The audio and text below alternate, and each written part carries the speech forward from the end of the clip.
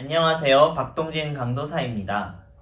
1월 온라인 독서교실 세상에서 가장 행복한 100세 노인 그 세 번째 시간입니다.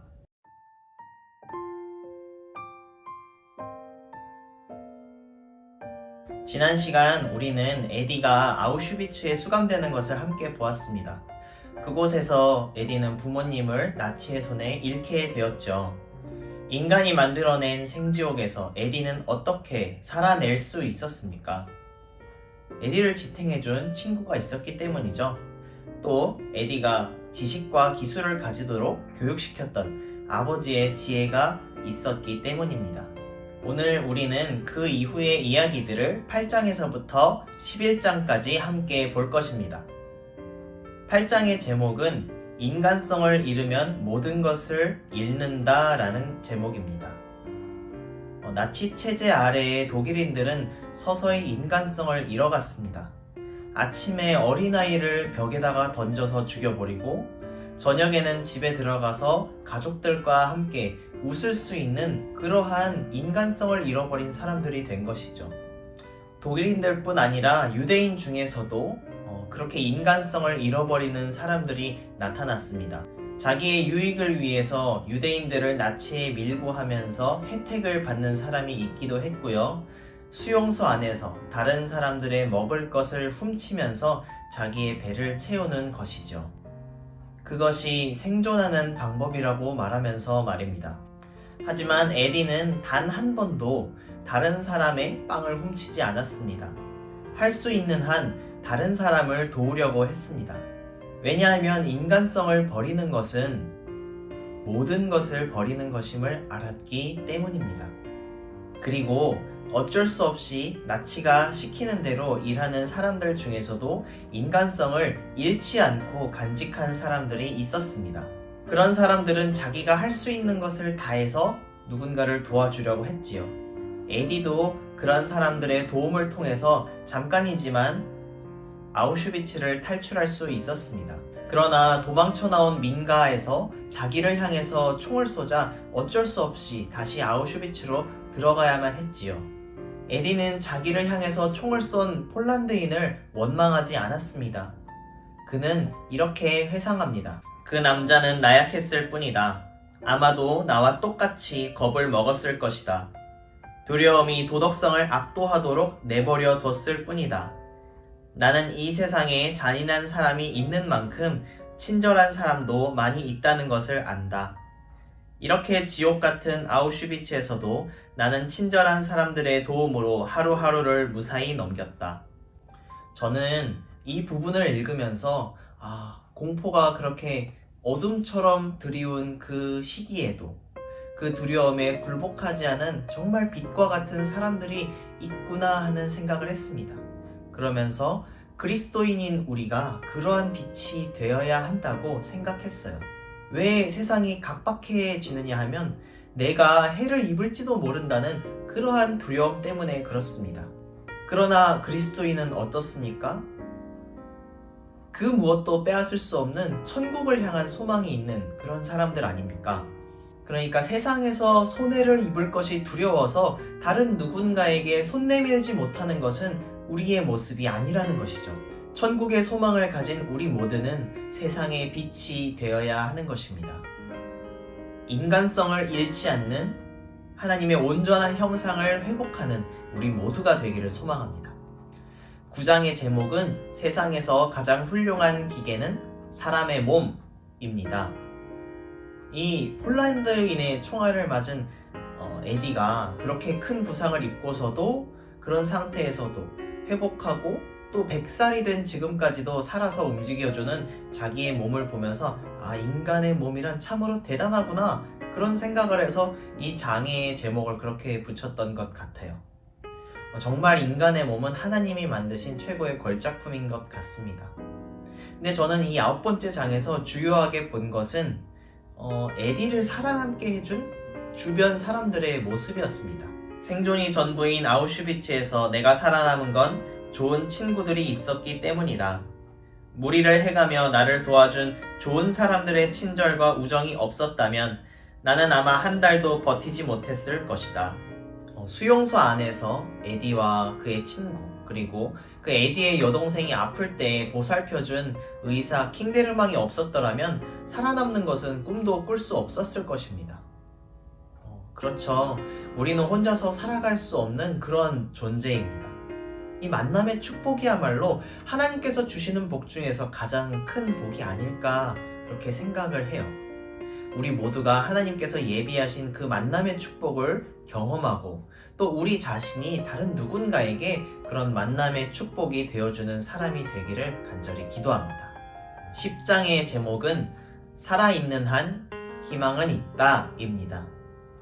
이 아우슈비츠에서 버티면서 생존하던 중에 이 전세가 나치에게 불리하게 흘러가게 됩니다. 나치는 그들의 만행이 다른 나라에 알려질까봐 두려워서 이 유대인들을 독일 깊숙한 수용소로 옮기게 되었어요. 당연히 자동차로 옮긴 게 아니라 이 사람들을 걸어서 기차가 있는 곳까지 가게 했습니다. 영하 20도 날씨에 제대로 먹이고 마시지도 않으면서 그냥 걸어가게 시킨 거죠. 그러다가 지쳐서 쓰러지면 그냥 입에다가 총구 집어넣고 땅땅땅 쏘고 그랬던 거예요. 행진 중에 그래서 정말 많은 사람들이 죽었습니다. 에디의 친구 쿠르트도 나는 더 이상 걷지 못할 것 같아 라고 그렇게 이야기를 했어요. 그래서 에디는 친구를 살리기 위해서 폐건물에 친구를 숨겨줍니다. 밖에서 문을 닫아줘야 됐기 때문에 자기는 거기 숨을 수가 없었어요. 죽음의 행진 동안 수많은 시신들을 보았지만 또 한편으로는 수많은 선량한 사람들의 도움을 보기도 하면서 에디는 그 마음 한구석에 희망을 잃지 않았습니다. 부엔발트 수용소에 도착한 후에 기계공으로 차출되어서 작은 수용소에 가게 된 에디는 그곳에서 아버지의 옛 전우를 만나게 됩니다. 그가 베푼 친절은 에디의 가슴에 희망의 불씨를 꺼지 않고 계속 타오르게 했죠. 에디는 포기하지 않고 하루만 더 버텨보자 그러면서 몇 번이고 스스로를 다독였습니다. 전세가 나치에게 불리하게 기울자 그때 에디는 기회를 잡고 탈출에 성공하게 됩니다. 민간인의 도움을 받기도 하고 결국 미군에게 구조받게 되죠. 그때 당시 에디의 몸무게는 28kg밖에 안 되었다고 합니다. 죽을 확률이 65%라는 그런 말을 들었지만 살 수 있는 확률 35%에 희망을 걸었죠. 그러면서 에디는 하나님께 약속합니다. 만약 나를 살려주신다면 정말로 충실한 삶을 살겠다고 말이죠. 우리가 힘을 낸다면, 희망의 끈을 놓지 않는다면 우리의 몸이 기적을 행할 수도 있다는 걸 나는 잘 안다. 내일은 온다. 하지만 마음이 죽는다면 내일이 와도 우리는 이미 죽은 것이나 다름없다. 그렇지만 목숨이 붙어있는 한 희망은 있다. 희망의 기회를 한번 줘보는 게 어떨까?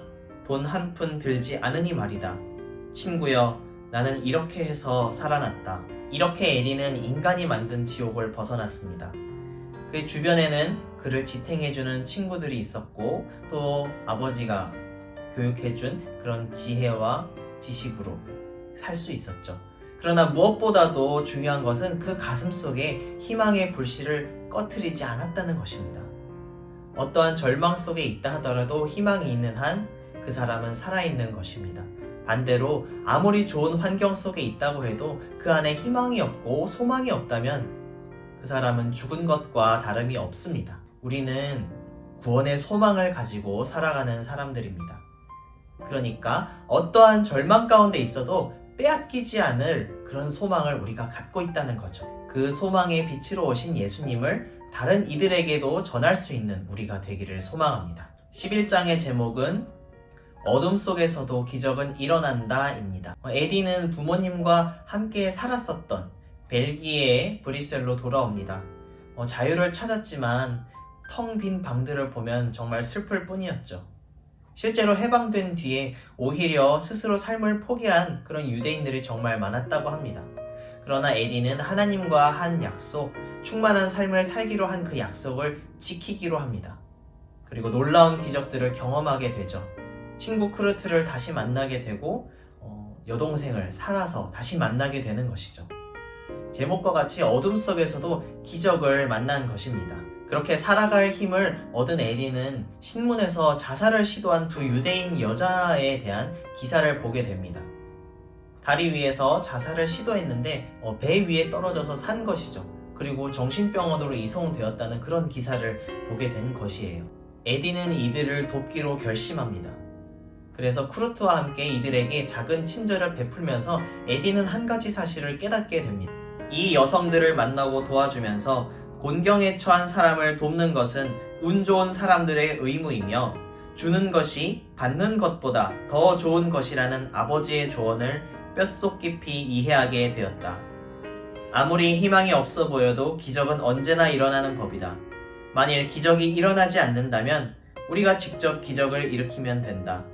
작은 친절을 베풀어 다른 사람을 절망의 늪에서 끌어내는 것, 그것은 어쩌면 누군가의 생명을 구하는 일이 될 수도 있다. 이것이야말로 가장 큰 기적이 아닐까. 에디는 아버지의 말이 정말로 옳았다는 사실을 실감하게 됩니다. 이 말대로입니다. 에디의 아버지는 운 좋은 사람이라고 표현을 했죠. 그렇지만 이것을 우리 믿음의 눈으로 바라보면 하나님의 은혜라고 말할 수 있을 것입니다. 하나님의 은혜를 입은 사람은 또한 다른 사람에게 그 은혜를 나누어주는 삶을 사는 책임이 있다는 거예요.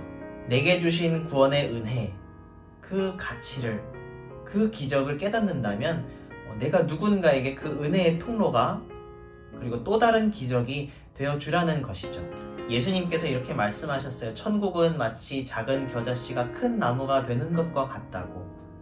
그 말씀의 뜻이 바로 이것과 같은 거예요.